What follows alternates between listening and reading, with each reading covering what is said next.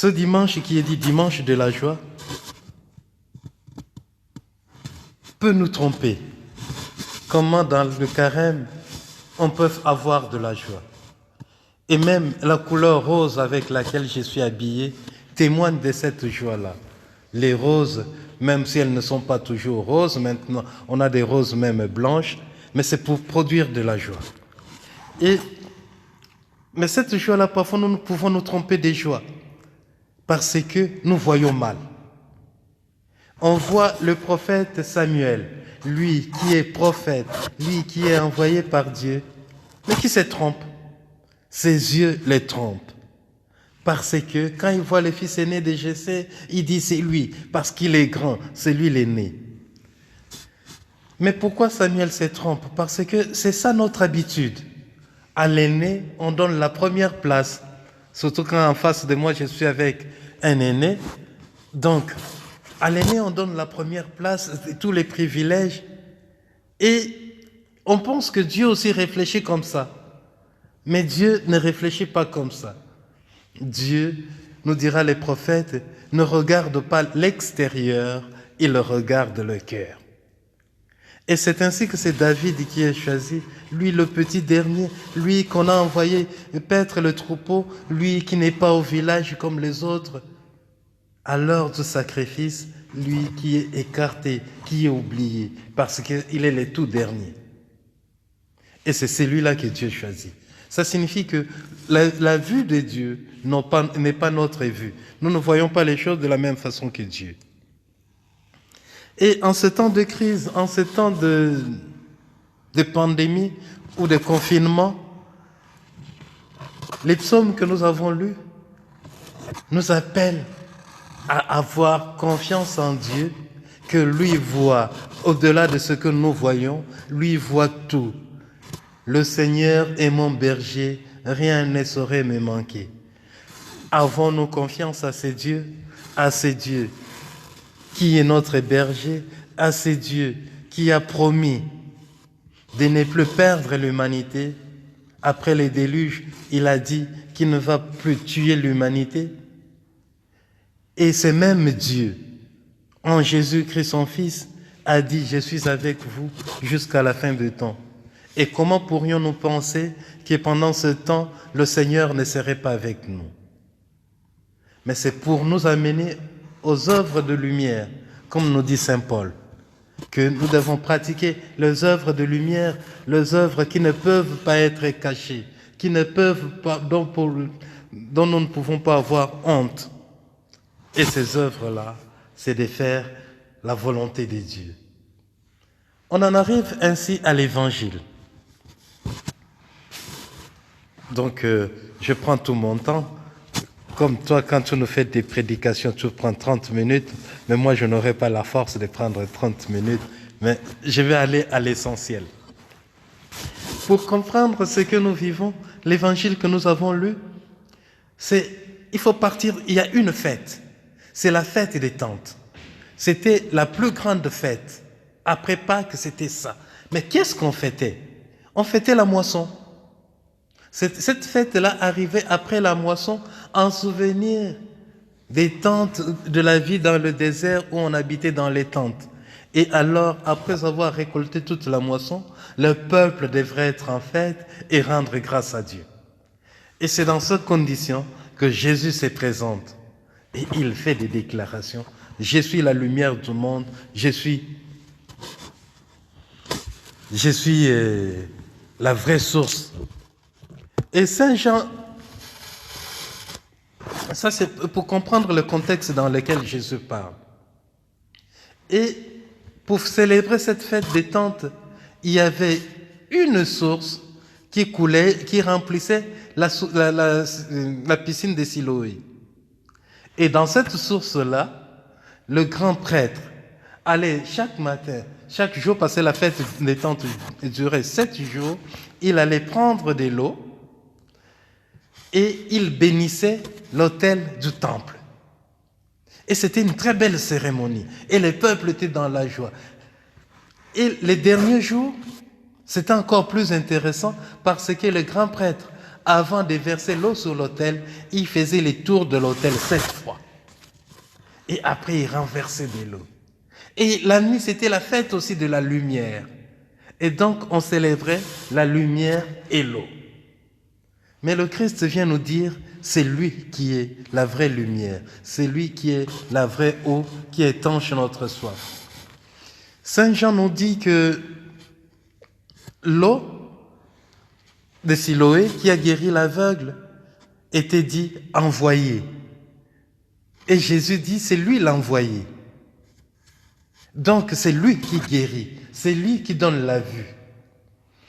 Et revenons maintenant au prophète, à ce qui s'est passé.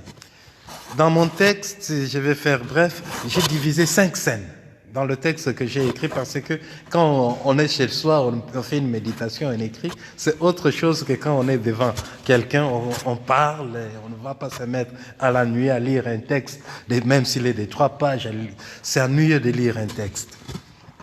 Et donc, je divise 5 scènes. La première scène, Jésus, ses disciples et la guérison de l'aveugle. Dans cette scène, on voit notre raisonnement. Si ceci nous arrive, et ça on arrive à l'entendre, s'il y a une épidémie, peut-être c'est Dieu qui veut punir le monde. S'il y a quelque chose, c'est parce qu'il y a quelqu'un qui a mal fait et il doit le payer. Ces raisonnements, on les trouve dans tous les livres de Job. Si Job a été puni comme ça, a été défié, ça signifie qu'il a péché. Il n'a qu'à reconnaître la faute et Dieu va lui pardonner. Mais Jésus n'entre pas dans ces raisonnements-là. Il dit, c'est la condition de l'homme qu'il soit né aveugle.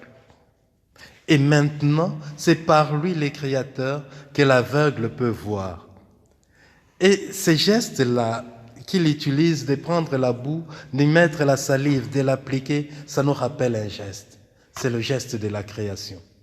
Et le fait d'aller se laver, ça nous rappelle le baptême. Et donc, l'aveugle devait renaître pour voir. Et ça, Jésus le dira à la fin que ceux qui voient, qui croient voir, ils sont dans les péchés. Mais si on est aveugle, ça signifie que Dieu ne nous a pas encore ouvert les yeux, nous ne sommes pas dans les péchés. Et en ce moment, c'est le débat où les gens qui voient des complots partout, qui voient la main de Dieu partout, qui veut punir l'humanité. Mais c'est à cela que nous invite Jésus, à bien voir. Qu'est-ce que nous devons voir? Et ça, c'est la première scène où Jésus nous montre que c'est pour la gloire de Dieu. C'est être aveugle de naissance, c'est la condition humaine, ce n'est pas la volonté de Dieu, ce n'est pas parce que les parents ou lui-même auraient péché. Et la deuxième scène, ça serait celle où l'aveugle doit témoigner. Il doit témoigner. Des gens disent, mais c'est lui, c'est pas lui, mais lui dit, c'est moi. Donc, une fois qu'on a les yeux ouverts, on peut se présenter, on peut marcher et témoigner du Christ. C'est moi. Mais qu'est-ce qui t'est arrivé? L'homme qu'on appelle Jésus, il a pris de la boue, il m'a mis dans les yeux et il m'a envoyé me laver et je suis guéri. Ça, c'est le Christ disparaît après la guérison et l'aveugle doit se défendre pendant toutes ces étapes, tout seul. Parfois, c'est ce qui nous arrive quand on a fait confiance au Seigneur. Et après, on se rend compte que lui, il n'est plus là. Il a disparu. Et nous devons nous battre tout seuls. Mais on verra à la fin du texte que le Seigneur était là, toujours en train de les suivre. Mais c'est lui qui ne se rendait même pas compte. Et il ne savait même pas que c'était qui. La troisième scène, c'est où il est devant les pharisiens. Les pharisiens qui l'interrogent, qui sont d'abord divisés, mais qui l'interrogent. Mais comment il t'a guéri? Il explique. Il explique parce que lui n'a plus peur, il le voit maintenant. Parce que Dieu, qu'est-ce qu'il veut? Que nous voyions sa gloire, que nous voyions sa lumière, que nous voyions les choses belles comme lui les voit. Et une fois qu'on a été guéri de la cécité, nos yeux s'ouvrent et on commence à voir comme Dieu. Et on n'a plus peur. Et il témoigne, il est content, il n'a pas peur, il est libre. Et la quatrième scène, c'est les parents. Les parents, ceux qui sont considérés défendre leurs enfants. Si c'était un jour ordinaire, tu aurais apporté les filles. Mais aujourd'hui, tu dis non, si je dois mourir, que moi je meurs seul, mais vous restez. Mais les parents sont faits, ils protègent. Mais là, ils ont peur, parce qu'eux aussi, ils sont aveugles. Ils ne veulent pas reconnaître. Ils disent, mais parlez-lui, il est assez âgé, il peut se défendre lui-même.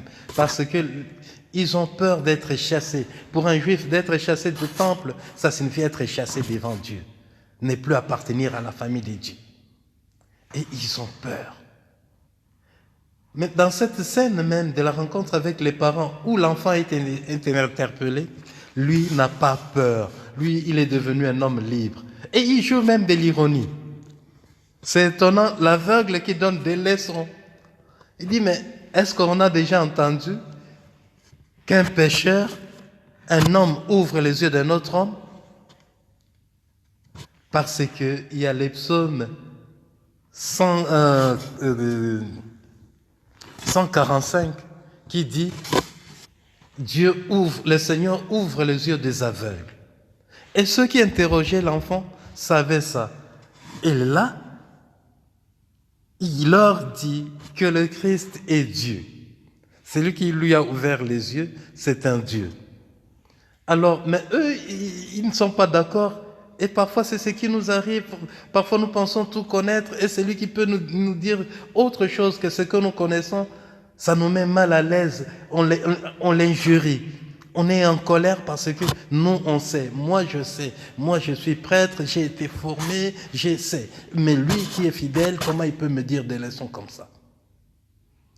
Mais les sensus fidei, le sens de la foi, Dieu inspire tous les hommes.